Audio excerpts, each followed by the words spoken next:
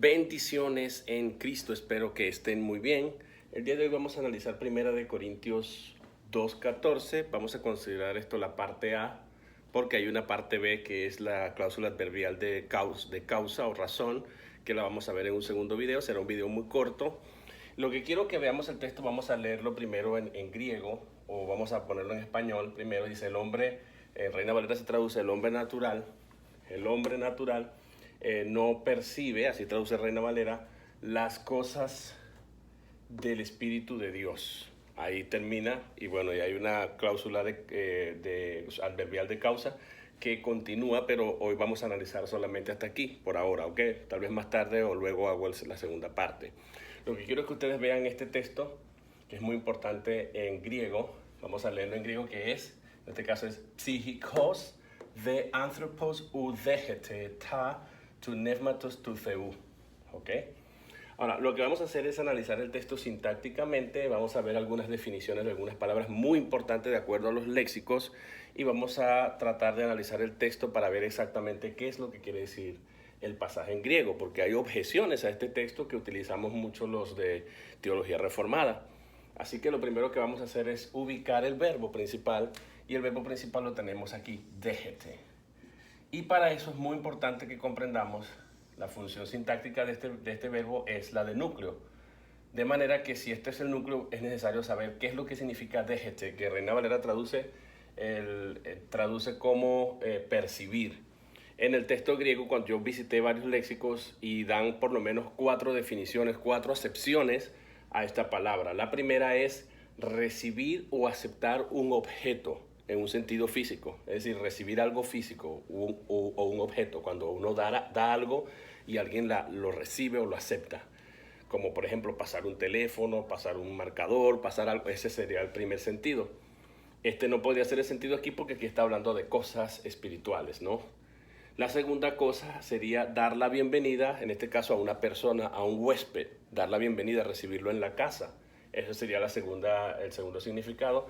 Este tampoco podría encajar aquí, esta acepción, este no podría ser el significado, porque este dégete viene de déjome.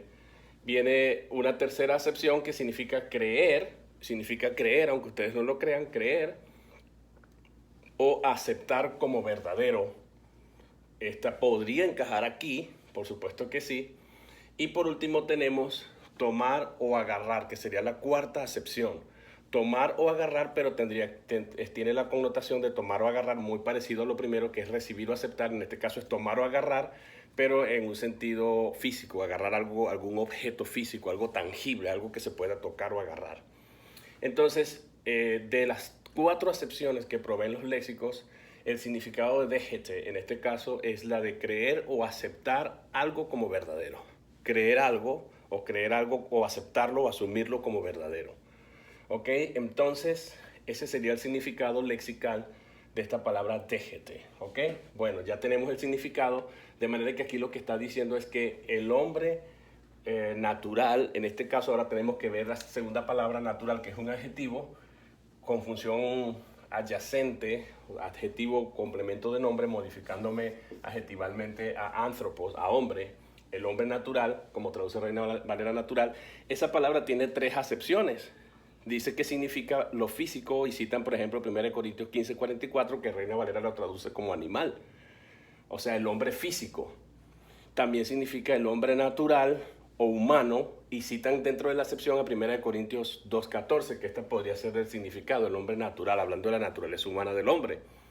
Pero también el léxico te dice que podemos tener otro significado aplicado a 1 Corintios 2:14, que es mundano, el hombre mundano, el hombre inconverso, mundano, y dicen que se refiere al hombre caído. Entonces, esto es muy importante porque los léxicos te dan 2 posibilidades, que puede referirse al hombre natural o puede referirse al hombre mundano. Y dice que ambas opciones son posibles, al hombre mundano, son posibles en esta traducción. ¿Ok? Entonces esto es muy importante porque no niega que se esté refiriendo, cuando se usa esta palabra en 1 Corintios 2:14, a una persona inconversa, a una persona de naturaleza caída, a la naturaleza humana de una persona. no niega las dos posibilidades. Puede referirse a la naturaleza humana normal de una persona, a lo físico, a la naturaleza humana del hombre, pero puede referirse al hombre mundano, de acuerdo a los léxicos. ¿Ok? Entonces vamos a ver cuál es la función entonces de psíquicos de anthropos u antes del verbo. Aquí lo que tenemos es, permítame buscar un marcador rojo. Esto que tenemos aquí, esto es un conector adversativo, ¿ok? Es decir, de contraste, que me obliga a ver el contexto, me empuja hacia el versículo 13, me lo conecta la última cláusula u oración con esta. Dice, pero, con respecto a lo que está diciendo anteriormente, o sea, en contraste, pero el hombre mundano o el hombre natural, las dos acepciones son posibles, de acuerdo a los léxicos, el hombre mundano o el hombre natural, dice, no cree o acepta como verdadero.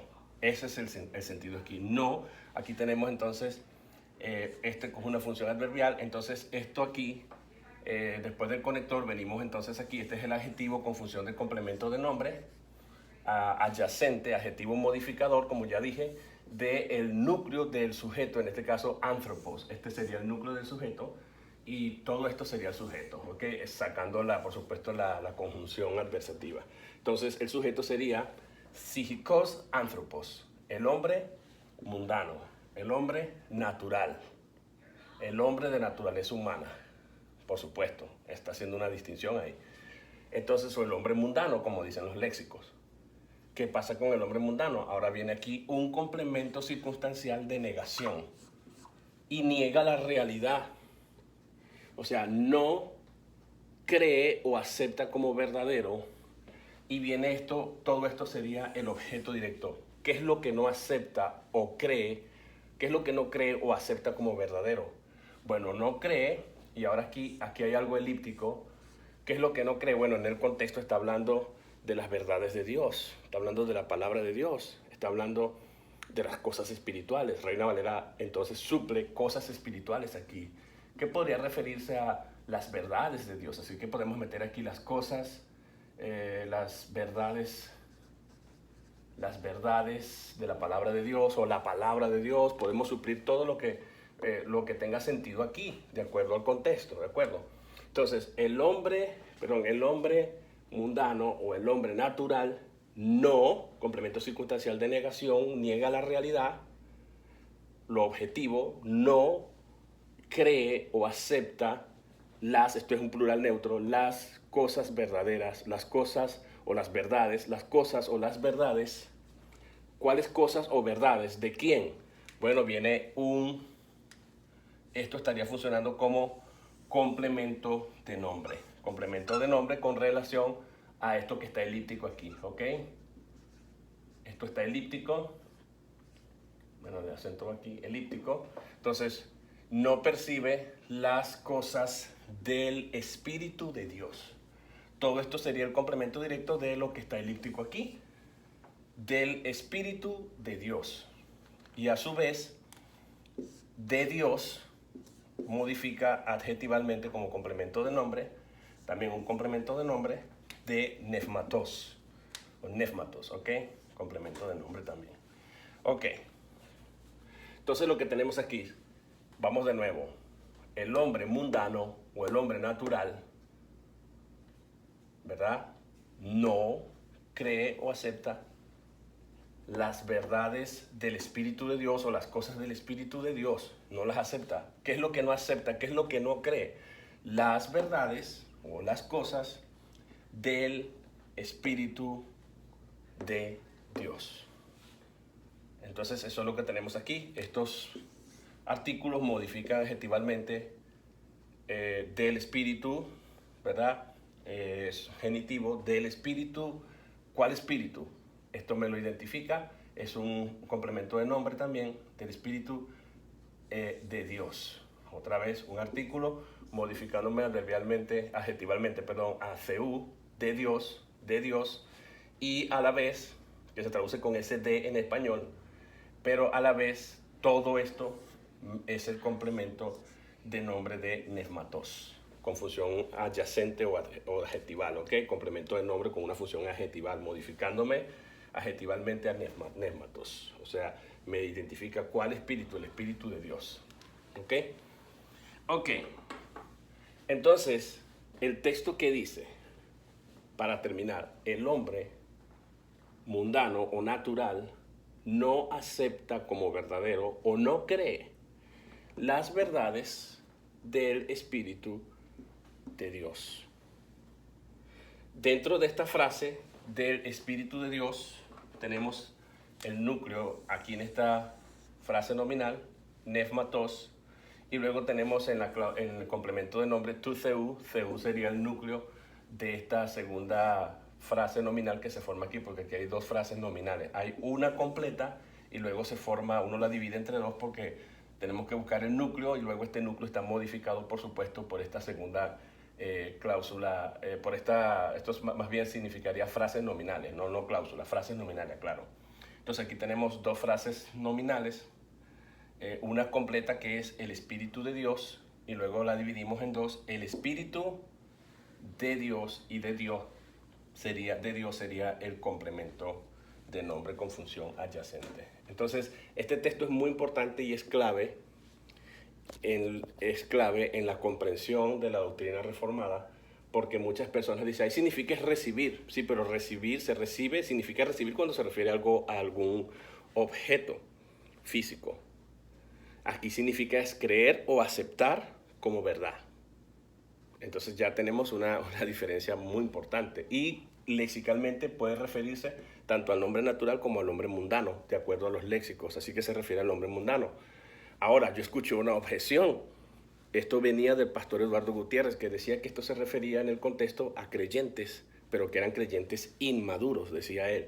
Y si eran inmaduros, tenían este comportamiento de no aceptar o no creer, o percibir, como se traduce en Reina Valera, no aceptar como verdadero las verdades o las cosas de Dios, las cosas que son del Espíritu de Dios.